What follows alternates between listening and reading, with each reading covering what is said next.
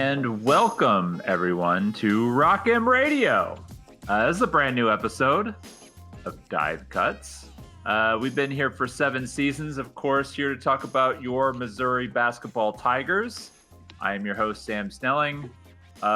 With me to this side, if you're watching us on YouTube, Matt Harris. Matthew, how are things in Indianapolis this evening? They're quite lovely. Although I'm sad I had to leave behind watching Tyler Kolek kind of cut up the Illinois defense and ball screens to do this podcast, but I'll persevere. Otherwise, I'm feeling pretty good. Yeah, so if you are watching on YouTube, make sure you press the little subscribe button at the bottom of the window here. That will help us get other people to know that you're watching this video and hopefully get other like-minded Mizzou basketball fans to watch more of our videos, because I think that help us. If you're listening on the podcast, thank you for subscribing. So we've got some things to talk about. It's been a week since we last spoke. Missouri has played in 2 basketball games. A very well-known 5-star recruit made an announcement, and the Tigers are going to continue to play basketball, and they're heading up north to play a game in Minneapolis, Minnesota here on Thursday. So we're recording this on Tuesday. It is November 14th. Just had a dip because my headphones are actually blocking the real date. I don't remember what day it is anymore unless I actually physically look at it. Harris, where do you want to start here? You want to start with what we've seen? I'll let you pick out of the overflowing bag of material we have for tonight. We can go to any number of directions.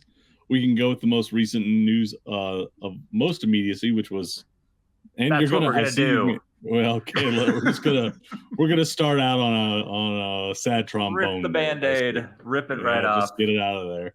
Just get it done. I'm not super bothered by this. I think we all everyone took it reasonably well. Expectations. Yeah, like I think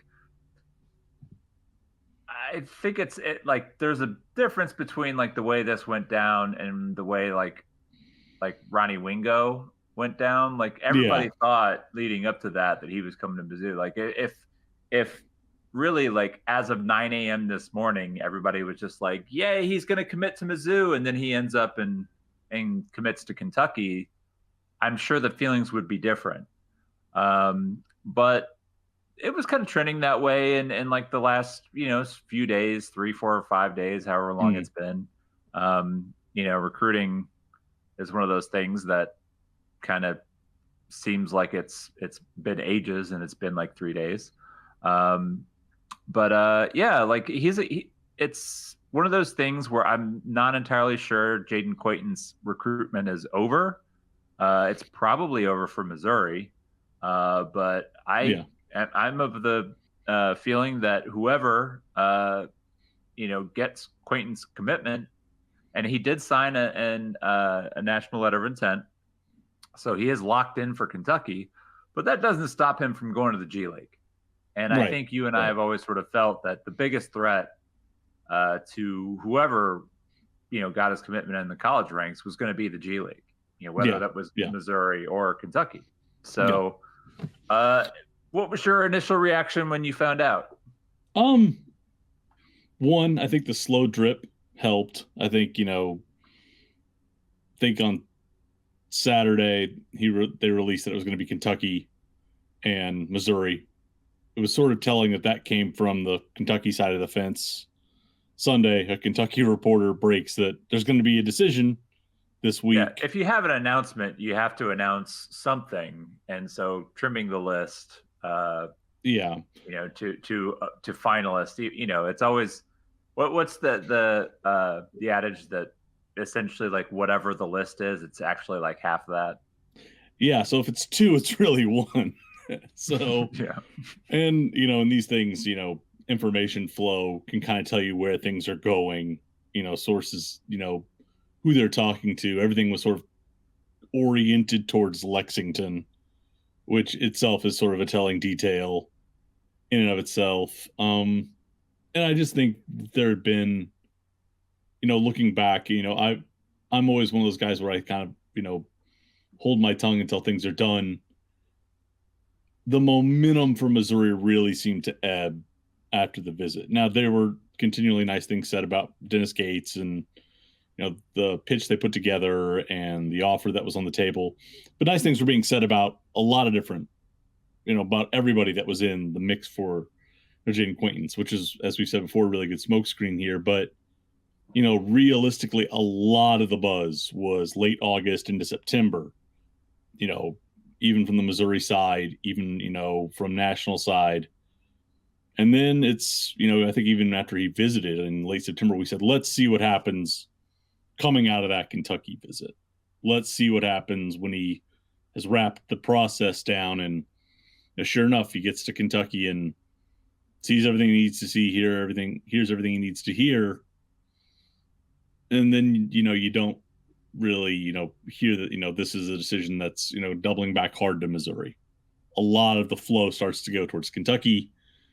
And, it really felt like Missouri's moment here was in August or September to really shut it down before it ever got to Lexington, before that offer ever got put on the table.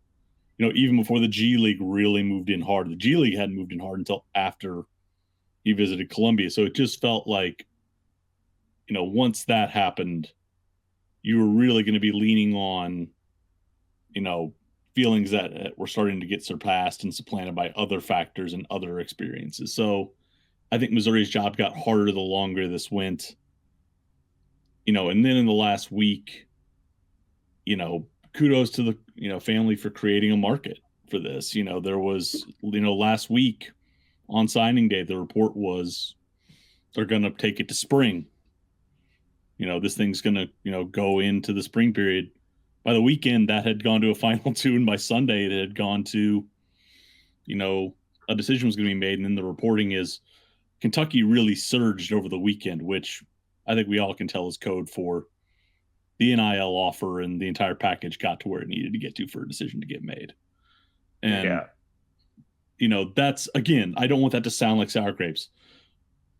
Credit to Jayden Quaintance and, his, family and his advisors for, putting him in the most advantageous position possible. Absolutely. He's a top 5 talent. He's a pro. He's going to be a pro. This is how you should act when this is going to be your vocation. You should absolutely look out for your best interests. But at the same time, it clearly ran counter to, what we care about, which is, the odds that he was going to wind up in Columbia. So this is all a way of saying, I think my optimism dimmed the longer this went. And, once we got to the last weekend, once everything kind of got where it needed to get to from the Kentucky side, it just followed the course I think we would have expected in that situation. But tell me how you're outraged and angry. Yeah, well, I would also contend, another thing, another angle to this, is his value to Kentucky was far higher than his value to Missouri. In terms of optics. And I say that because, Dennis Gates is right now untouchable with Mizzou fan base. He didn't need Jayden Quaintance. He's already got a top 5 class. Yeah. The PR battle is one for him. Yeah, he's doing okay. Cal, on the other hand, Cal's got a little bit of warmth under his seat. There are a lot of people in Lexington that are a little restless because the success in at Kentucky hasn't been what it's been, what they've sort of gotten accustomed to. We've talked about a lot of those reasons in the past, but it doesn't change the fact that that's how a lot of fans and even some in the athletic department are feeling about Calipari these days.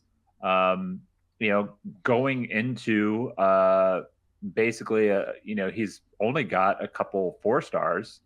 And he's got Boogie Fland. He's got Boogie Fland, who's a 5-star as well. Is Fland a 5-star? I think he's a high 4-star. Him and Cyril, I think, are both 4 stars. I don't posit on it, but I thought he was over Well, one of yeah, them. because like that's the thing is like I was kind of surprised. So they have, and then they just got Travis Perry. Travis Perry also, who's a top 100 kid. Um, so like they're, the class is not, I think, what a lot of people at Kentucky are kind of used to. Like this last class where you have, 3 kids in like the top 10, and in Fland is a previous classes composite where 5-star. He's 20th.9931 composite 5-star. He's a yeah. So She's got two he's probably similar a little bit to our boy. But yeah, I mean, like the point still stands, like that this class wasn't quite what previous Kentucky classes have been. If things go well for the Wildcats this year and they push out their normal number of highly talented freshmen, he's going to have to replace a lot. And like, where's that going to come from? Maybe he's also kind of recruiting guys like Shepard and whatnot to sort of backfill that. But I think I'm taking a lot to say that I think this was really important for Cal to make sure that he got this commitment. They did not want to lose this recruit, a kid that they really needed for on the court success, to a school like Missouri, which is a rival, as seen as a lesser than. So I think he probably made sure that whatever offer Missouri was able to put together, that Kentucky was going to be able to beat it. So that's at least sort of the way I look at it. I think it was really, really important for Cal and Kentucky to win this battle, and they did. Yeah. And to the earlier point, I think Quainton's entire camp handled this exquisitely well. The 2024 class is not considered especially deep by recruiting experts. There was room to come in and maybe jump from a top 15, top 20 prospect from a deeper 25 class into the top 10. If you move into this class, is there also the possibility that, you could become valuable to somebody like Kentucky? Yes, because you're absolutely the kind of guy that the prospect that Kentucky tends to pursue. When you look at the way the list shook out, it was an in-state school in Ohio State, but we know Ohio State has a pretty good NIL operation. Not necessarily, garnering a lot of headlines for basketball, but there's a support system there. It's his home in-state school. But then Missouri, where he had some connections to the coaching staff, Kentucky, but interestingly enough, like even swapping out Florida for Cincinnati, Florida's got a good NIL operation down there. Now you've got 2 SEC schools competing against Kentucky. You've got the G League that moves in. You put out the idea that you might wait until spring, which, if you're Cal and you need to lock up a class and you want to get it done, the longer this goes, it's bad for him as well. What I'm driving is they did a great job creating urgency and creating a market. And, to your point, Cal's brand is winning these recruitments, especially for this kind of player, for this kind of system. I think it was well handled on their end. From Missouri's seat and from their side of the table, I think the one thing that stood out to me is, in the past, this would have been one of those things where I think you would have seen a bit more hand wringing. But man, having a top 5 class sewn up by like October 1 sure is a good way to make people, cope with, a quote unquote miss like this. I think, Missouri fans, at least in the interactions I had, which is Twitter is not real life, but it's probably the most direct means people can have to interact with us, was pretty measured. Like, this wasn't like an EJ Liddell or a Caleb Love where you could tell there were some torches and pitchforks coming out for those misses. This wasn't greeted with a shrug, but I think it was greeted with a lot of, okay, but we still have this class here. We're still really happy with it. The on-court product has been good. We'll get to the on-court product here shortly, we hope. So I don't sense that there was a lot of anxiety, probably just a lot of like, oh man, that stinks. is probably the best way to think about it. Like, well, yeah, and it's also like, being in the final two for a 5-star kid who like grew up in Ohio, versus losing your local kid to North Carolina or Ohio State. Yeah. So like I think it's one of those things where it was kind of fun to think about it while it was going, but I think everybody's pretty happy with the class as it stands. And time to hit the portal in the spring to kind of backfill a couple spots, and then I think everybody's going to be really happy with the roster next year. Yeah, I think that's the last point there, and I'll just get to it quickly. Is they know what they need to do now. They know they have for sure one vacancy. We know 2 to 3 spots turnover. We know they'll probably need a veteran lead guard. Depending on what this roster does the rest of the year, maybe they need to go find a more proven perimeter threat. And then they'll just address the needs as guys leave. Maybe they'll have to go in and fill some depth. But Quentin's also going elsewhere means that they know what their budget is. So I think that that's the way to look at it here is they have an idea of what their needs are going to be. They'll have an idea of their liquidity, and they've got time for their scouting department to do what every scouting department is doing, which is refreshing synergy and trying to identify guys who might go in the portal 5 months from now and then start calling them in January, because tampering never happens, Sam. Tampering never happens. So I think that's the other thing is there's some clarity now on what they've got to do, and they can now focus on just turning their attention to 25, getting some kids into town for visits, and start preparing for the portal. So it's nice, it's clean, and it means we don't have to watch OTE games. We can just watch Missouri basketball. Well, let's keep this negative news train rolling and talk about the game that happened last Friday. Missouri welcomed in Memphis. Memphis Tigers look like they're going to be a likely NCAA tournament team this year. One of the better rosters in I guess they're still in the American, whatever that conference is called. It's still the American. The new look American. With probably the second best team with Florida Atlantic looking pretty good again. But still, they came in and Missouri was really kind of looking like they were going to do their Mizzou at home thing and just sort of, blow out Memphis there early. And then all of a sudden they just didn't make any shots. And the game swung from about, I want to say it was like 26-15 all the way up to 29-15 all the way up to 55-45. Yeah. Is that where the run kind of finally stopped before Mizzou made a few shots? Yeah. It was ugly. The final ended up being 70-55. It was one of the worst offensive performances of the Dennis Gates era, something that we're not really super accustomed to. I don't know, it's one of these things where it's early in the season for me.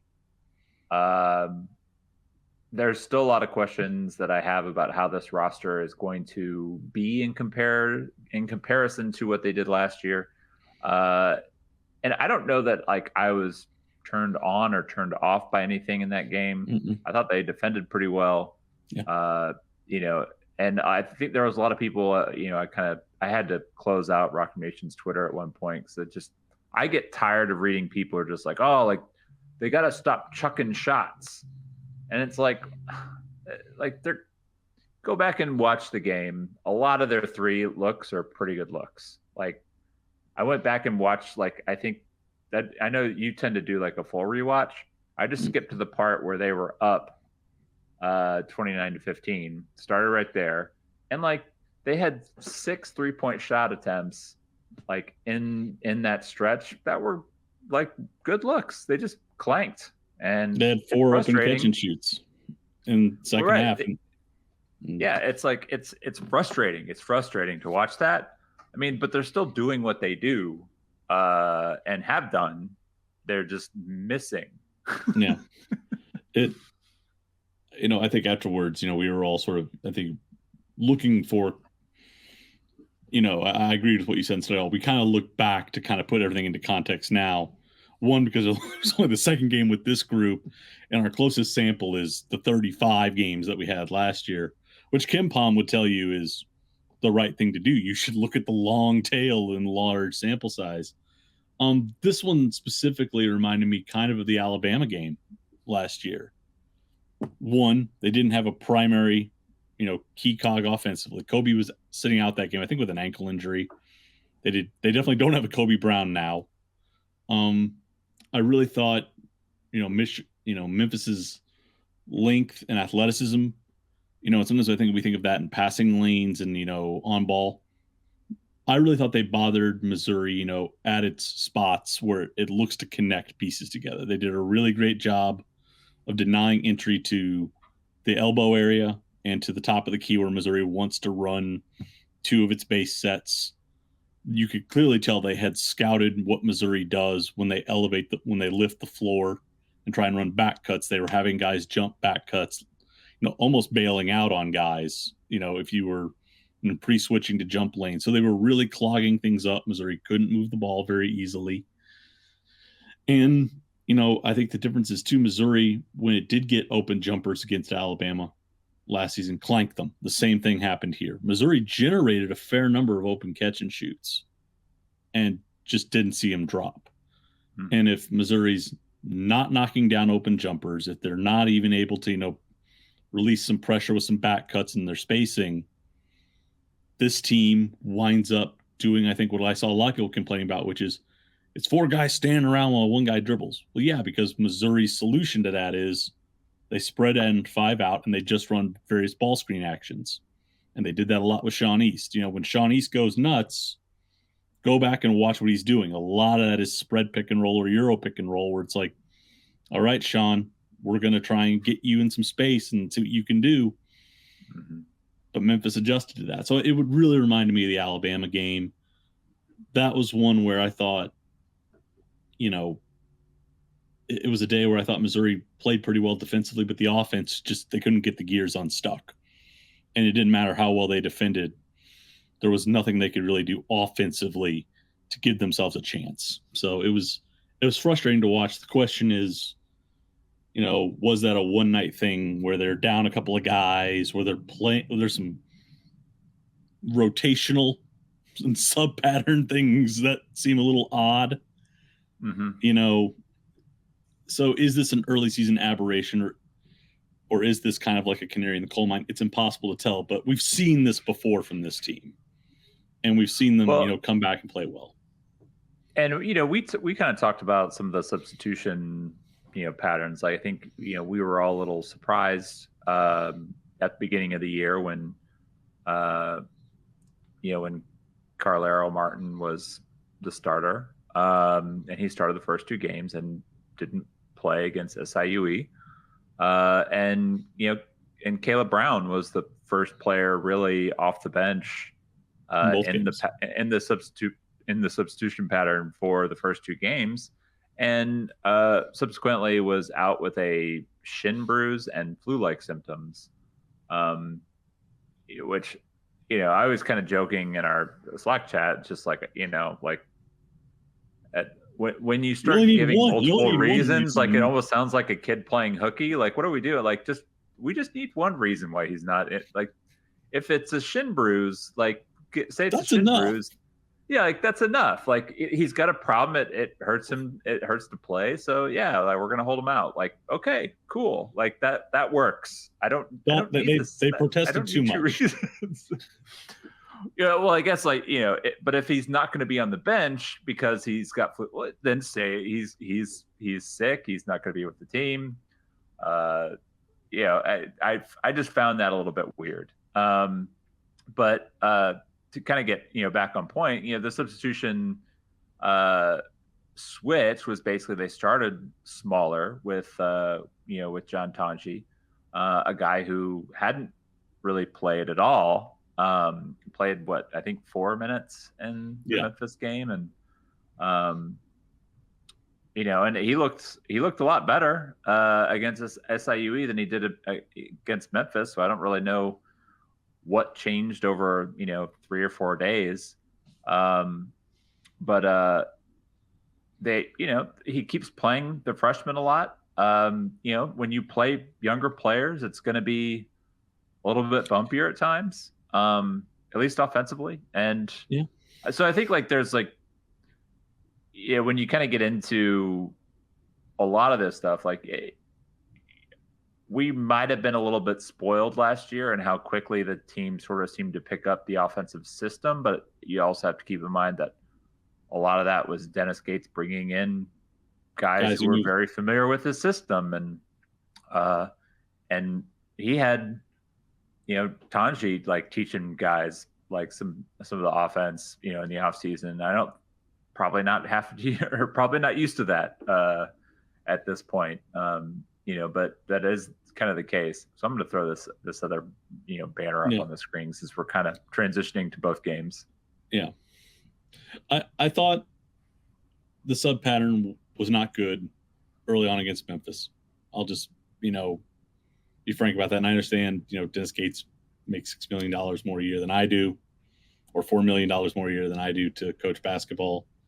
Clearly possesses more acumen in that department. But, I think the thing about it is Memphis is a team comprised of long athletes, that are, going to be able to take away what Carolero does very, very well.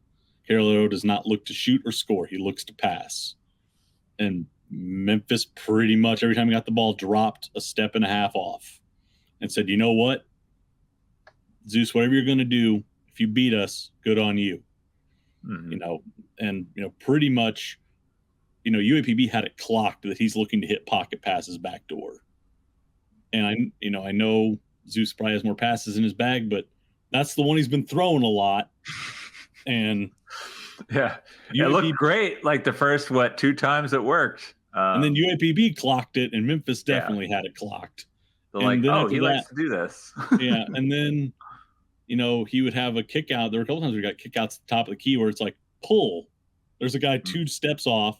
You've been able to catch, get in rhythm, and he'll dribble, and he'll try and throw a dribble at that gets deflected. That's not going to help you. The 2 times he was in the post, like Malcolm Dandridge is not an elite athlete. He's a 6'8" bruiser in the low block. Just swatted him, just batted him away gently. So you're not getting a guy who's going to become a real threat to score. They can sag off. That clogs the gaps, which makes him even more ineffective. Putting him and Caleb Brown on the floor together. Caleb is, trying to transition to the 4. That's been kind of stilted. The turnover rate is still high. The shooting is still not there. So you've effectively got 2 non-shooters who are both undersized bigs against a team full of elite athletes in Memphis. And you run it for the first 3 or 4 minutes, and especially in a game where you want to try and get, some rhythm established early, it felt,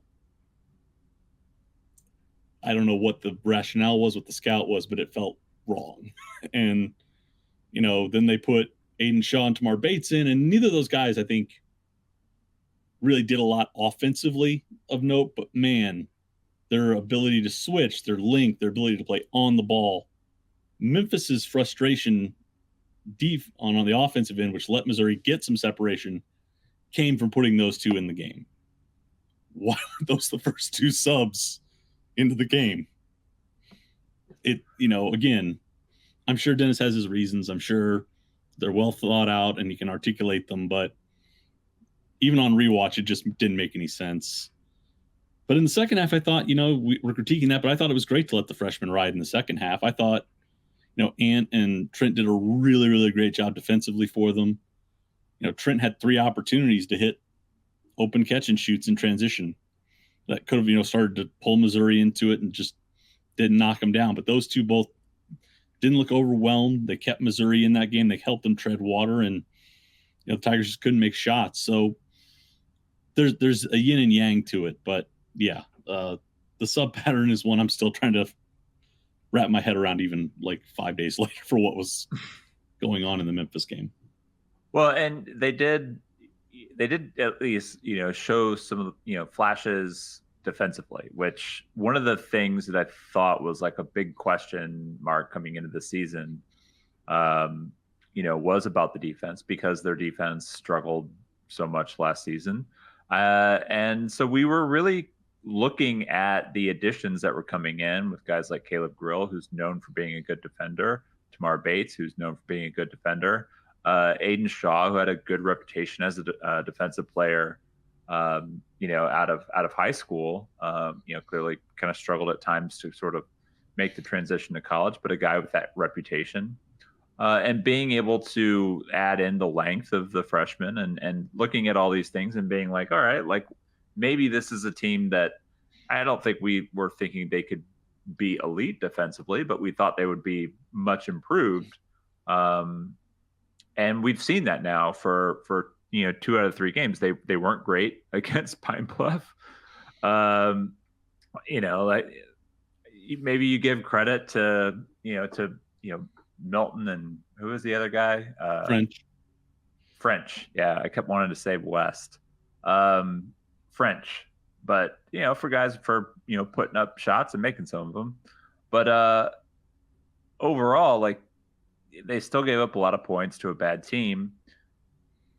Against Memphis, they fought and they clawed and they made Memphis take a lot of tough shots. And then after really, like, SIUE kind of came out and made a lot of tough twos in the first half. And then in the second half, like, those really kind of stopped falling. Yeah. Because tough twos are difficult to keep making. There's a reason we call them tough twos. And so when those shots stopped falling, all of a sudden you saw Missouri's lead kind of, grow and grow and grow. Ended up only winning by 18. They were projected by 15. They were up by 23 or 4. That garbage time leakage. Yeah, gotta get a hefty bag. We were kind of joking. It's just like it never fails. They're gonna let 6 to 8 points just wander away. And it happened again. Yeah. If not for garbage, they've lost 12. They would have a plus 34 scoring margin if they just stayed even. You don't have to win garbage time. Just don't lose it. Yeah. And, they've lost nearly, I think, a third of their scoring margin this year in garbage time. Yeah. So, but realistically, like, the way that they defended, the way that they adjusted and changed some of their defenses, I thought really cool, really interesting to watch them. Yeah, I think we kind of pointed out that it looked like a couple of years ago when Will Wade was still at LSU, and I know we like to dump on that guy a little bit, but they did have a really efficient offensive system for switching that worked really well. I think it was his last year before he got fired. And they had an elite defense. And one of the reasons why they had an elite defense is, like, they had a really, really smart system of switching where they would switch everything, but they would switch out of bad matchups constantly. Yeah. And it requires a lot of communication. And Missouri started doing that in the second half. They started doing it in the first really half. See that, SIUE just lost their path offensively, and it really made a big difference. Yeah, early on they were just straight switching. SIUE was hunting that for big little switches. They would have the big come out and bring Carter out and get him switched on to one of their guards. That big would then roll into the block against, like, Nick Honor or Sean East and bury them. So they were either able to get their kind of like shifty guard in space against Noah, or they were able just to dump it inside. Missouri starts, doing what LSU did, which is called triple switching. So if Sean East gets, stuck in the post, he communicates out to a bigger guard on the wing, like John Tanji, hey, switch in, and they will pre-switch it. So it's like an off-ball switch after an on-ball switch. So that way you're essentially keeping a bigger defender or a more, or at least keeping kind of the matchup equal in the post. Mm-hmm. Sometimes that's even happening as the big is rolling. You would see Tamar or John screaming at the guard, get out, and they'd come in. So they would start doing that. if it was Tanji and Noah Carter on the floor. So if they have a smaller big, they do that triple switch. When they got Butler onto the floor, Jordan Butler checked in. Missouri started doing what I think you would say is like a soft hedge. They'd get a guy at the level of the screen. So For a Noah while, Carter, they just had him parked in front of the rim.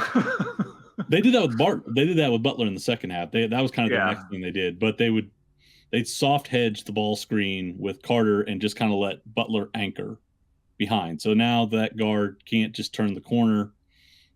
And they would really aggressively hedge out on Dennis because they know he wants to get downhill. And in the second half, they figured out, like, all right, that big from Southern Illinois, Edwardsville, he's not a shooter. He's not going to do anything. We'll just leave him alone. We'll just keep Butler parked at the top of the restricted area. Come on over the top, guards. We've got a big anchor on the back line. They'd have their guard just stay attached, and that guy runs into a double team on the block. So they got really, really kind of flexible and malleable with changing their coverages based on who was on the floor. Last year, quite honestly, it was just straight switching all of the time. I would have loved to have seen triple switching and anchoring with Mo Diarra here last year rather than just straight up switches. So, like, the personnel is better, but, credit to the staff for, implementing some changes, that we've just run through in granular detail to try and help themselves defensively. I thought I geeked out on that on the rewatch. You could see them trying 3 or 4 different coverages based on personnel on the floor and even some actions that SIUE was running. So, but this is a game where this is the value of, watching these games. Some people say, what's the point of playing Southern Illinois, Edwardsville in November? You can run through 4 or 5 different pick and roll coverages and drill your guys live on it. So there's some value in that too. Yeah. Anything else you want to say on SIUE? There was not the smoothest of offensive nights, but they got the job done. It's nice to see Caleb Grill kind of knock down a few shots. And it's probably a longer discussion, but I'm curious, like, the direction of the offense. They've been taken out of some of the things that were pretty prominent last year for them early on, particularly some of their pinch and delay stuff that they would run. I think teams have scouted that pretty aggressively. They've wound up in a lot of situations where they're playing 5 out and playing in pick and rolls, and I think that's partially what's fueled Shawnee's fast start, and that's great. I mean, it's great that Sean's gotten confidence back. He looks, especially shooting off the bounce and with guys going under, he's looking kind of like the guy that we saw in junior college. But the question that I have is sustainability over the long term. We saw Memphis, even in their second half, they just switched defenders and changed how they were guarding those ball screens, and Sean disappeared. So I think that there's some big questions there, but again, it's after game 3. But there's some kind of the structural things in the offense that are a little bit different.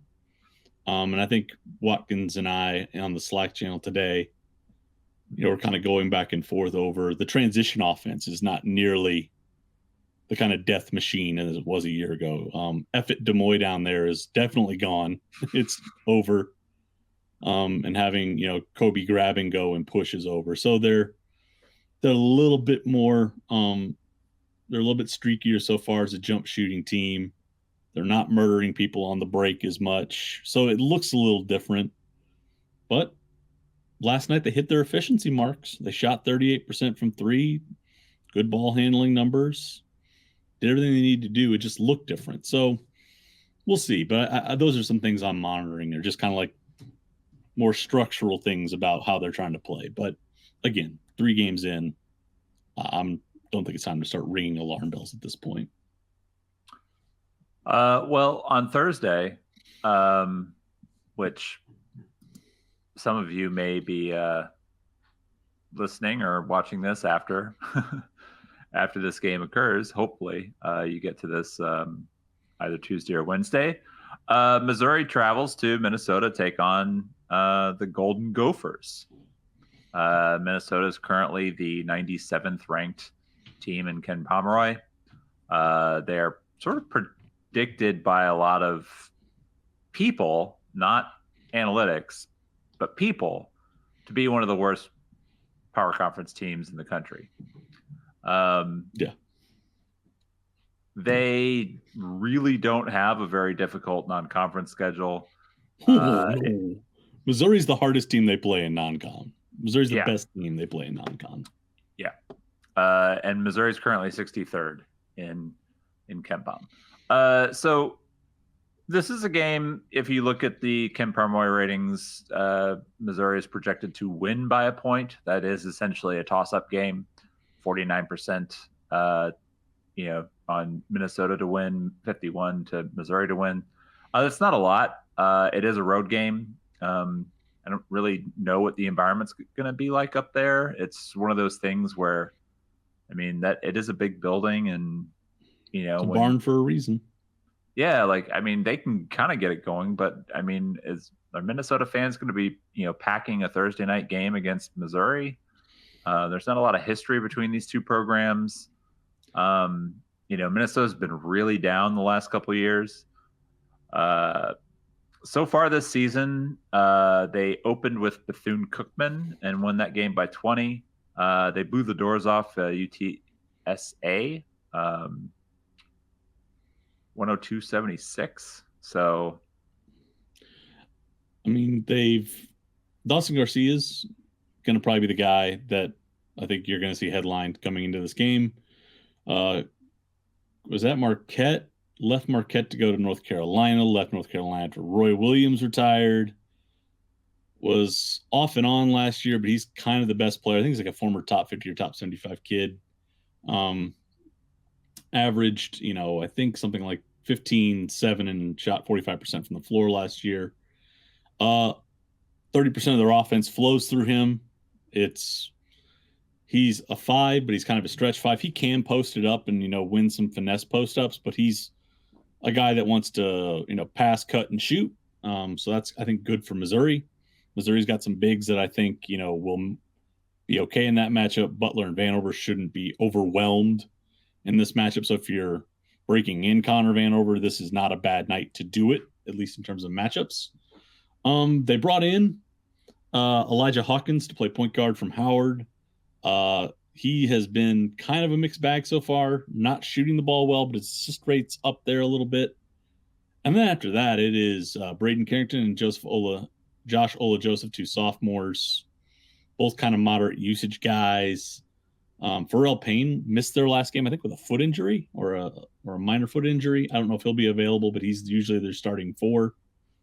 It's not a very deep team, Sam. I think they're only like 6, 7, 8 guys deep. And Garcia is going to carry the load for them. The metrics look gaudy right now, but their non-con is 338th in strength. So, kind of a weird game. Like it's a Power 5 team. It's at their place, but a lot of the profiles in the roster here look like a typical mid-major team. So it's kind of you don't want to undersell, this game in any sense because it's a Big Ten team, but outside of Dawson Garcia, does this look like a prototypical Big Ten roster? I'm a little bit skeptical on that. But Missouri was in the same situation last year with a mid-major heavy team and played well. So we'll see, but nothing even on the cursory skim here or even like in their first 2 games to give you a hint as to what you can truly expect from this team. It's kind of a wild card at this point. Yeah, I think that's sort of the challenge here is it's just kind of an unknown. We don't expect Minnesota to be good. We don't know if Missouri is going to be good. I think most people think Missouri should at least be decent, and most people seem to think that Minnesota is bad. So by those expectations, this is a game that Missouri should win. What we've seen in the first 3 games, though, is Mizzou is a team who, in the right environment, can get bogged down offensively. The defense has looked better the last couple of games, and so you kind of hope that's going to carry. They are getting Connor Vanover back, which is, I think, a at least a key that we are looking forward to seeing. Like how he's going to be utilized, what he's going to be able to provide them around the rim, hopefully some additional shooting as well. And so I think this is a game Mizzou should win. I think it's a game that they should probably win with some level of ease, but it wouldn't shock me if they lost a tight game. Like if you looked at just KenPom ratings, they're in the same ballpark as Nebraska or Rutgers. If I said to you Nebraska and or Rutgers is going to Minnesota, who do you expect to win? Now take Missouri's name off the label, and swap in a comparable Big Ten team. I would expect Rutgers to win. Nebraska, I don't know. Nebraska's 8 spots ahead of Missouri in KenPom right now. I don't know if Minnesota is necessarily a team that I think is sneaky good, but like you said, from what we've seen from Missouri so far, I've seen Missouri shoot the ball poorly. I've seen the offense, like you said, get boggy. There will be breakdowns at times defensively. Who knows? So I think Missouri should win this game by 3 or 4 on the road. I think if you can take Garcia out and really force the rest of this rotation to have to produce, I think Missouri can get this done, but we'll see. This is ever since this game's been announced, it's felt like a weird sort of trappy game early, and my opinion hasn't changed on that after having watched Missouri live. So I think they should be. You're not a believer that Isaiah Innen, the 6'9" junior, is going to continue his hot shooting. He's made 6 of 7 3-pointers so far. I'm a bit skeptical of that. He made 5 out of 5 against UTSA.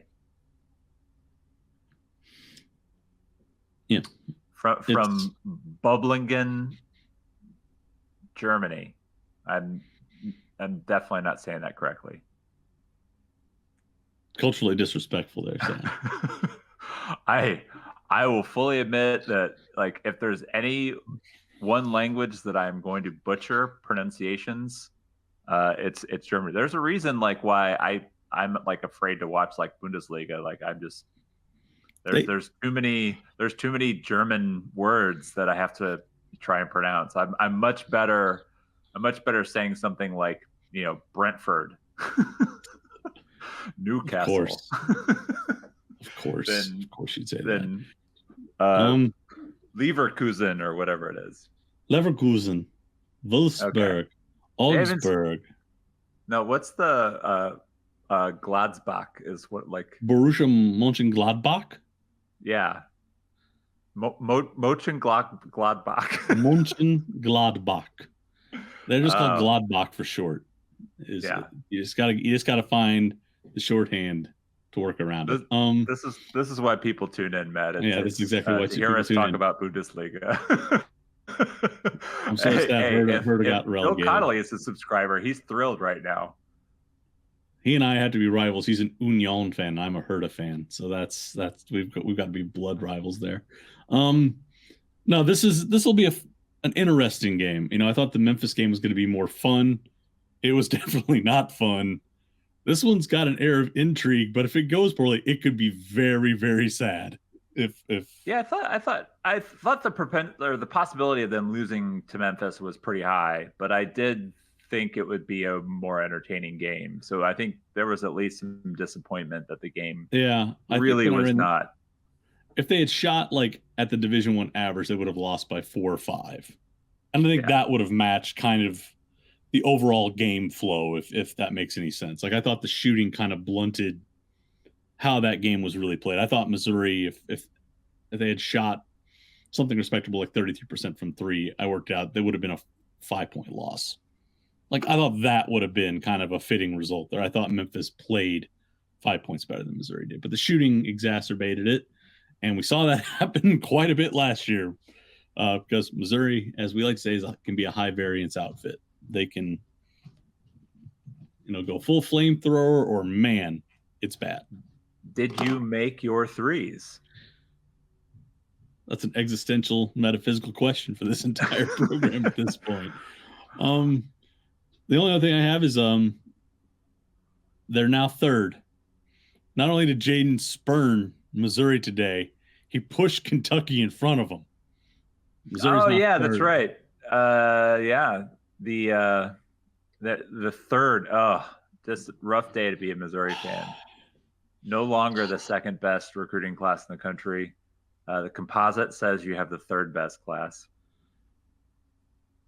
What's happened to this program? Slippage. Just I mean, really, you may have to question the direction it's heading under Dennis Gates. The recruiting is slipping, and like I don't know if it's going to get it back. It's only been a couple weeks, and it's already like going into the toilet. Can't have nice things. If there's like a sarcasm button on this, like I think it's probably lighting up. I don't think we have that though. No, I think we're done talking about Minnesota. There's not really a whole lot that we know about them. This is a really weird game. It hopefully will go the Tigers' way. I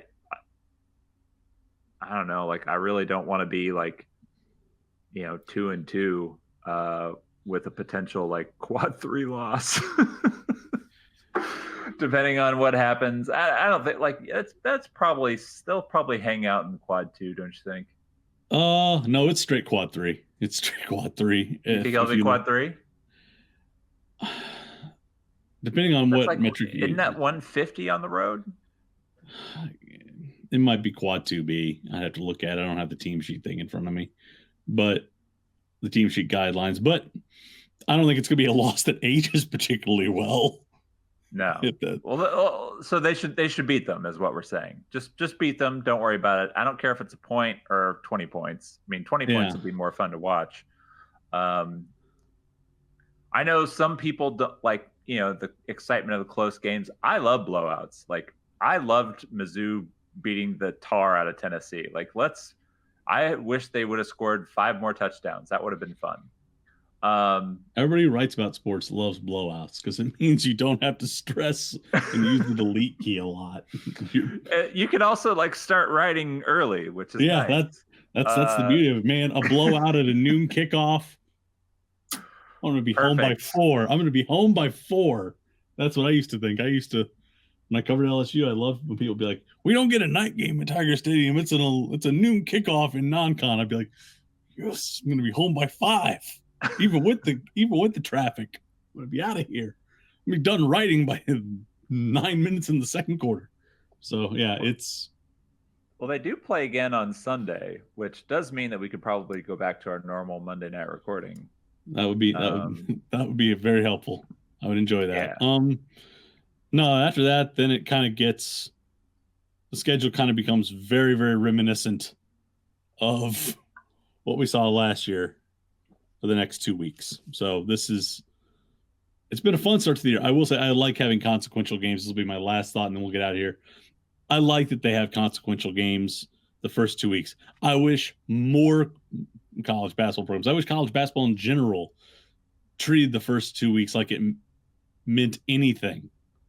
Mm-hmm. And Memphis isn't even like...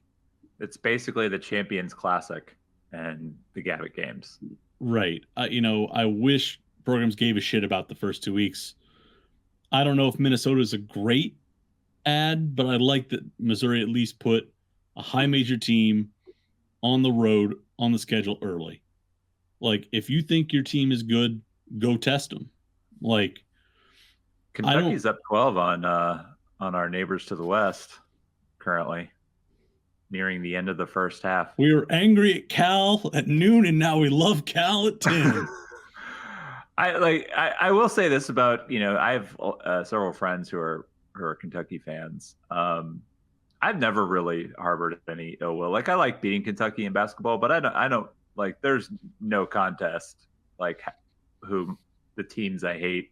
I hate Kansas, and I now kind of hate Arkansas. Like, mostly just I used to kind of like Arkansas, like Nolan days and all that kind of stuff. And then our man, Mike Anderson went there. It's kind of like, all right, like I gotta get behind that. I like Coach Mike. Not anymore. Muss sucks, and the fan base is not tolerable. You're biting your tongue. I still have Arkansas. Yeah, you spent a lot of time in Arkansas. We're gonna get out of here because I'm determined we're gonna keep this under an hour, and we're getting close. So we've got Thursday and Sunday, and then we'll be back and record on Monday. We'll talk about those two games. You'll get reacts, at least for one of those games.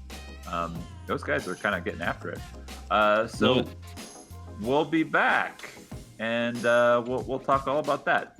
Go eat at Sunday's Best. Thanks for tuning in, everybody. See you, everybody. Thank you, everyone, for tuning in to Rock M Radio, a proud partner of Fans First Sports Network. If you enjoyed this episode and would like to see more just like it beamed directly into your personal device, just click the subscribe button below. And you can find this podcast through the Apple Podcast app or for iPhone, or the Google Podcast app for Android, or whatever app you use to listen to your podcast. We are also available on Spotify. Just search for Rock M Radio. And if you like other sports, Fans First Sports Network is a podcast network that has coverage of all other teams, Major League Baseball, MLS, NFL, whatever you want to listen and read about. It is a great network full of really fantastic podcasts. So look them up and subscribe to any and all of those podcasts. Rock M Radio will be back with more episodes coming soon. Thanks.